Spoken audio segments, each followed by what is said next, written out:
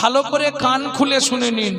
যারা বাড়িতে ঠাকুরের পুজো করেন, সে লক্ষ্মী ঠাকুর হোক, কালী ঠাকুর হোক, যে যার পুজো করেন, তো বাড়িতে তিনটে পাপ কাজ কোনো সময় করবেন না। কি কি তিনটে পাপ কাজ? কোন সময় কুড়ি ফুল তুলে ঠাকুরকে দেবেন না। যারা আমার ইউটিউব শোনে তারা নিশ্চয়ই এগুলো জানে। কোন সময় ৩-৪ দিনের বাসি পচা ফুল ভগবানকে দেবেন না। ২, ৩ নম্বর, যেটা আপনারা সব সময় পাপটা করেন, এটা করবেন না।